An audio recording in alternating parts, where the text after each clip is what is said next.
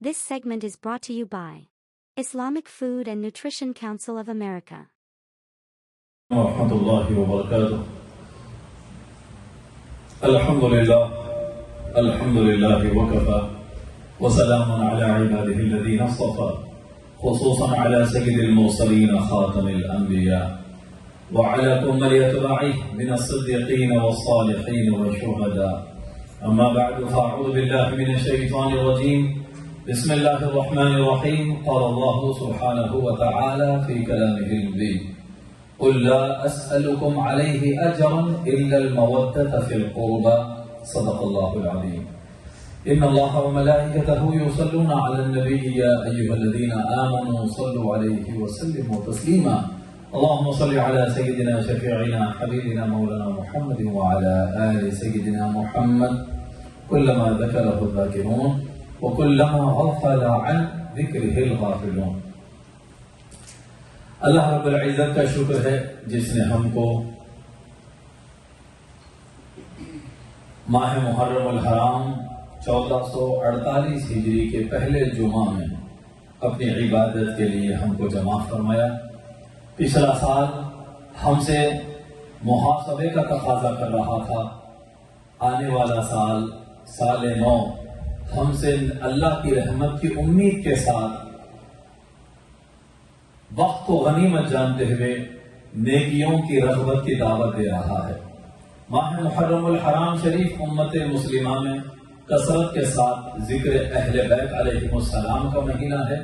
ایک عظیم قربانی کا مہینہ کہ اس مہینے کے 10ویں تاریخ کو یوم عاشوراء کو اللہ کے پیارے نبی صلی اللہ علیہ وآلہ وسلم کے نواسے امام علی مقام امام حسین علیہ السلام اپنے خانوادے اور اپنے چند مصاحبین کے ساتھ دنیا کی سب سے بڑی طاقت کے مقابل اعلاء کلمت الحق، اللہ کی اطاعت اور شریعت مطہرہ کی حفاظت کے لیے آپ نے 3 دن کی بھوک اور پیاس کے عالم میں جام شہادت نوش فرمایا. تو آپ کو سلامی پیش کرتے ہوئے اور جو اہل بیت علیہم السلام کے فضائل، مناقب اور حقوق قرآن و حدیث میں آئے ہیں صحابہ کے واقعات سے، یہ ماہ محرم شریف میں خصوصاً بیان کیے جاتے ہیں. قرآن مجید کی جس آیت کی تلاوت کا شرف ہم نے حاصل کیا، سورۃ الشورى کی آیت 25 میں پارے کی، اللہ سبحانہ و تعالی نے فرمایا: وَمَن يَقْتَرِفْ حَسَنَةً نَزِدْ لَهُ فِيهَا حُسْنًا إِنَّ اللَّهَ غَفُورٌ شَكُورٌ. اور جو نیکی کمائے گا ہم اس کی نیکی کے ثواب میں اور اضافہ کر دیں گے. بے شک اللہ بخشنے والا اور شکر کو پسند فرمانے والا ہے. اگلی آیت میں فرمایا: قُلْ لَا أَسْأَلُكُمْ عَلَيْهِ أَجْرًا إِلَّا الْمَوَدَّةَ فِي الْقُرْبَى. اے نبی صلی اللہ علیہ وآلہ وسلم، آپ اپنی امت کو پیغام پہنچا دیجئے کہ اس تبلیغ رسالت، تبلیغ دین، اللہ کے احکام تم تک پہنچانے کا بدلہ میں تم سے کچھ نہیں مانگتا سوائے ایک چیز کے کہ قرابت داروں سے محبت کرو، اہل قرابت سے، میرے رشتے سے محبت کرو. تو جب یہ آیت کریمہ نازل ہوئی تو حضرت عبداللہ ابن عباس رضی اللہ تعالیٰ عنہ فرماتے ہیں کہ صحابہ رضوان اللہ علیہم اجمعین نے حضور سے پوچھا: من قرابتک ہؤلاء الذین وجبت علینا مودتهم. یا رسول اللہ، یہ آپ کے کون سے قرابت دار ہیں، یہ آپ کے کون سے ریلیٹیو ہیں؟ محبت ہم پر لازم کی جا رہی ہے، واجب کی جا رہی ہے. سرکار صلی اللہ علیہ وآلہ وسلم نے ارشاد فرمایا: علی و فاطمہ وابناہما. علی کی محبت تم پہ فرض ہے، فاطمہ کی محبت تم پہ فرض ہے، حسن اور حسین کی محبت اللہ کی طرف سے تم پر فرض ہے.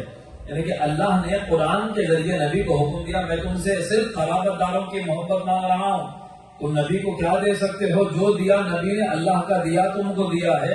نبی صرف دینے والا ہوتا ہے. تم کیا نبی کو دو جس کا دینے والا راست اللہ ہو، اس کو کوئی کیا دے سکتا ہے؟ وہ زمانے کو فضل کی خیرات، خدا کی نعمتیں تقسیم کرنے والا رسول ہے. کوئی اس نبی کو کچھ دینے کی حیثیت نہیں رکھتا کون دیتا ہے دینے کو منہ چاہیے، دینے والا ہے سچا ہمارا نبی۔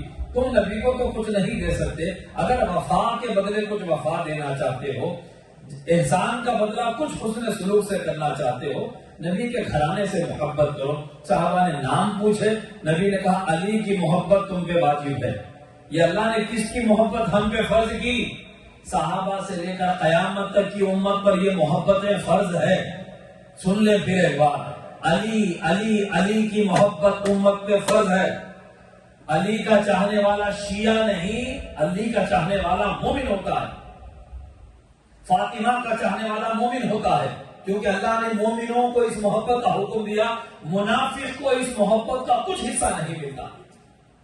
سن لیں یہ بات، علی کا چاہنے والا، صحابہ کی عادت تھی۔ انصار کہتے ہیں، حضرت ابو سعید خدری کہتے ہیں، ہم انصار کی جو جماعت ہے، مومن اور منافق کو علی کی محبت سے ہم پہچانتے تھے۔ کوئی نیا چہرہ آ جاتا تو دیکھتے علی کو چاہتا ہے کہ نہیں چاہتا ہے، ذکر کر دیتے علی کا، خیبر کا تذکرہ چھیڑ دیتے، بدر کا تذکرہ چھیڑ دیتے، یا علی کا مولا ہونے کا ذکر کر دیتے۔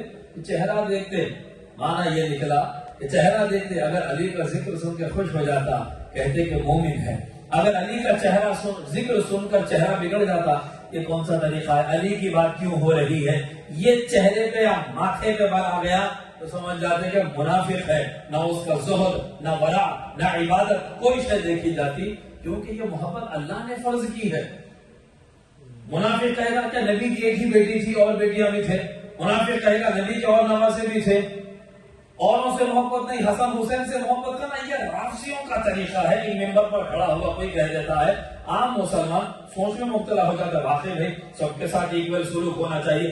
سوال ہم سے نہ کرو، رب سے کرو کہ ان کی محبت فرض اللہ نے کی ہے۔ اور بھی عظیم ہستیاں ہیں، نبی کی ہر بیٹی باعظمت ہے، نبی کا ہر نواسا اعلیٰ نسبت والا ہے، مگر یہ جو نسبت ہے سیدہ فاطمہ، مولا علی، حسنین کریم ہے، یہ چادر تطہیر والے ہیں۔ نبی نے ان کو چادر میں لے کر ان کی پاکی کا اعلان کیا، اللہ ہؤلاء اہلی اہل بیتی فاذھب عنہم الرجس وطہرہم تطہیرا، اے اللہ یہ میری اہل بیت ہے، ان سے ہر طرح کی ناپاکی کو دور فرما۔ ام سلمہ رضی اللہ تعالیٰ عنہا پوچھتی ہیں، جن کے گھر میں یہ آیت نازل ہوئی، ام المؤمنین کہتی ہیں انا معہم یا رسول اللہ، یا رسول اللہ کیا میں بھی ان کے ساتھ اس فضیلت میں شامل ہوں؟ نبی نے فرمایا انت علی مکانک وانت علی خیر، ام سلمہ تم اپنے مقام پر ہو، تمہارا مقام بھی اچھا ہے، تمہاری اسٹیٹس اور پوزیشن بھی اچھی ہے اللہ کے پاس، مگر یہ تطہیر والے، پاکی والے چادر میں علی ہے، فاطمہ ہے، حسن اور حسین ہے۔ ہم الحمدللہ اہل السنہ ہیں، ہم طریقہ قادریہ نقشبند خاتون کا پیچھا کیا تو دیکھا کہ وہ ایک گھر میں گئی اور اپنی بیٹی کو دے کر کہتی کہ لو آج کھانے کا انتظام اللہ نے کیا ہے، پکاؤ۔ تو دروازے پر آواز دی، کہا اور اے خاتون اللہ سے ڈرو، یہ حرام غذا نہ خود کھاؤ نہ اپنے گھر والوں کو کھلاؤ۔ اندر سے پوچھنے والی خاتون نے کہا تم کون ہو جو میرا پیچھا کرتے ہوئے یہاں تک آئے؟ کہا میں عبداللہ ابن مبارک ہوں۔ کہا اے امیر المومنین فی الحدیث، حضرت آپ ہیں جو اس غریب کے گھر پر آئے ہیں، سنیے یہ غذا سب کے لیے حرام ہے، مردار کا گوشت، مگر میں آل رسول سے ہوں، بیوہ ہوں، میرے گھر میں کئی دنوں سے فاقے ہیں، 3 دن کے فاقے کے بعد یہ حرام بھی اللہ حلال کرتا ہے، اس کے سوا میرے پاس کوئی چارہ نہ تھا کہ بھوک سے بچوں کے مرنے سے بہتر میں نے ان کے لیے یہ مردار کا گوشت لے آیا ہے، کسی کے سامنے ہاتھ نہیں پھیلایا، ہم آل رسول ہیں، ہم لوگوں سے مانگتے نہیں ہیں، یہ کہنا تھا۔